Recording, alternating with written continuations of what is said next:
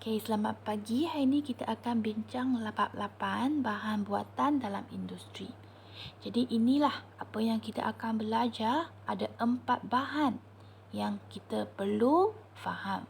Alloy, kaca, seramik dan bahan komposit. Alloy, kaca, seramik dan bahan komposit. Jadi kita tengok satu persatu. Kita tengok apa itu alloy. Alloy merupakan campuran dua atau lebih unsur yang mana unsur yang utama ialah logam. Kita tengok ada 6 contoh yang kita kena tahu: duralumin, gangsa, loyang, keluli, keluli nikarat iaitu stainless steel dan pewter. Okey, selain daripada tahu 6 contoh ini, kita perlu tahu sekurang-kurangnya satu kegunaan dia. Jadi kita tengok satu persatu. Duralumin untuk membuat badan kapal terbang. Gangsa, kita tahu ada pingat gangsa. Jadi dia sesuai untuk membuat pingat.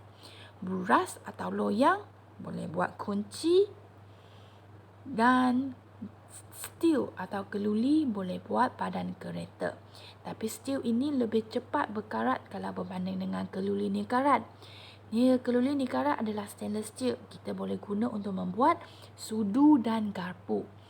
Yang last, pewter. Kita boleh guna untuk membuat cendera mata. Okey, seterusnya kita akan buat satu eksperimen untuk mengkaji sifat bagi alloy, di mana dia lebih keras, lebih kuat dan lebih tahan kakisan.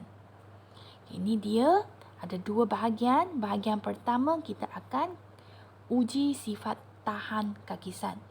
Jadi kita akan guna dua kepingan. Yang satu kita guna alloy, iaitu keluli nikarat. Yang satu lagi kita guna besi. Yang pertama kita akan bersihkan permukaan kepingan untuk buangkan segala pengkaratan yang mungkin sudah berlaku. Pastikan permukaan bersih. Dan di situ kita juga boleh nampak satu sifat bagi yang membezakan alloy dengan logam. Kemudian kita akan rendam di dalam air sebanyak selama 1 minggu dan kita perhatikan. Jadi ini adalah jadual yang kita akan lukis.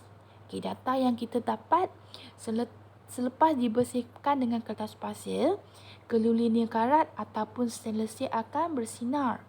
Kalau besi, dia akan nampaknya pudar sahaja.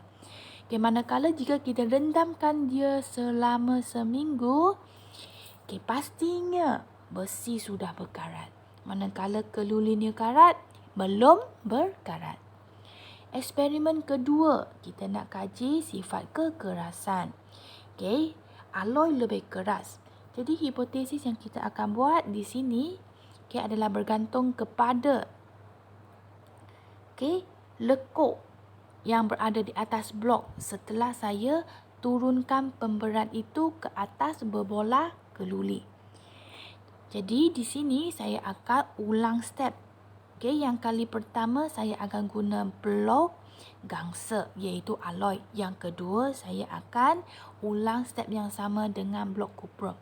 Jadi hipotesis yang sesuai dalam eksperimen ini, semakin besar lekuk yang dihasil, semakin keras suatu bahan, semakin keras blok yang digunakan.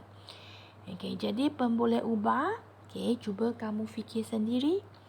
Jadi prosedur dia adalah seperti atas. Jadi saya akan jatuhkan pemberat ke atas bola keluli supaya dia boleh bentuk lekuk pada blok yang digunakan. Dan kita akan ulang sebanyak 3 kali. Kemudian kita akan dapatkan purata diameter dia.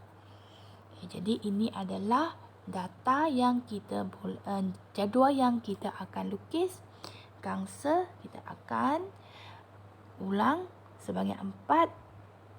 Jadi kita akan cari purata dia dengan bahagi 4 daripada jumlah saiz meter.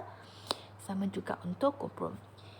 Adakah hipotesis yang dibuat diterima? Jika ya, kita cakap ya, and then kita ulanglah ayat hipotesis. perbincangan mengapa kepingan keluli nikarat dan kepingan besi perlu dibersihkan untuk buangkan segala benda asing ataupun pengkaratan yang mungkin sudah berlaku di permukaan kepingan tersebut. Bandingkan kadar kakisan. Kadar kakisan pada kepingan besi lebih tinggi daripada kepingan keluli nikarat. Yang manakah menghasilkan diameter lekuk yang lebih besar? Pastinya alloy, iaitu blok. Blok gangsa. Nombor 4, nyatakan hubungan antara saiz diameter lekuk dengan sifat kekerasan bahan. Semakin besar saiz diameter lekuk, semakin keras sesuatu bahan. Jadi di sini, kita tengok sekali lagi perbandingan antara alloy dengan logam tulen. Alloy lebih berkilat permukaan dia, manakala logam adalah pudar.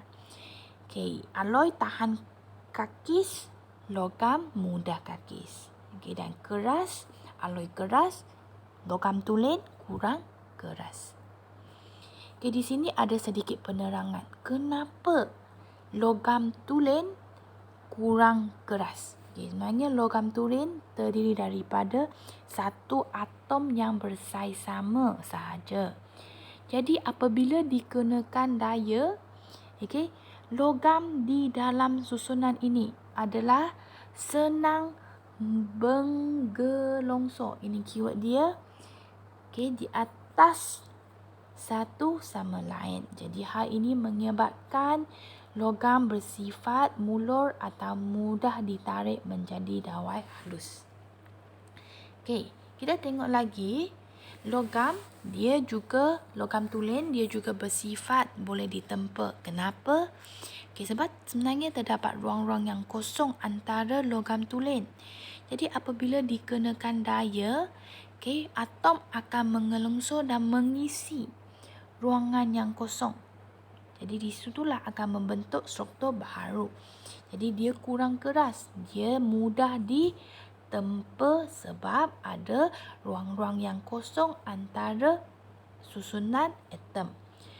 Kemudian yang last. Di sini dia explain kenapa alloy lebih keras. Sebab alloy terdiri daripada atom-atom asing dicampur dengan logam tulen. Tengok di sini. Atom asing lebih saiz besar. Dalam contoh ini sebenarnya dia bersaiz berlainan. Bila dia dicampur ke dalam susunan yang teratur dalam logam tulen, dia sudah mengganggu susunan yang asal. Ini menyebabkan lapisan atom sukar menggelongso. Jadi dia lebih keras apabila dikenakan daya. Jadi sini ada beberapa contoh alloy yang kita mesti ingat, especially dari segi komposisi dia. Yang biasa saya confuse adalah dari segi gangsa dengan loyang. Loyang ialah brass. Sebab kedua-dua ini unsur utama dia adalah kuprum. Biasa diuji adalah satu lagi, iaitu logam asing yang dimasukkan ke dalam struktur ini. Gangsa, saya ingat gangsa ada S. So, stannum. Manakala loyang ada Y, X, Y, Z. Jadi, saya ingat macam itu, Y, Z, S, S. Yang lain, duralumin, komposisi dia jika anda mampu, hafalkanlah. Jadi itu sahaja untuk alloy. Kita akan repeat untuk next video untuk kaca.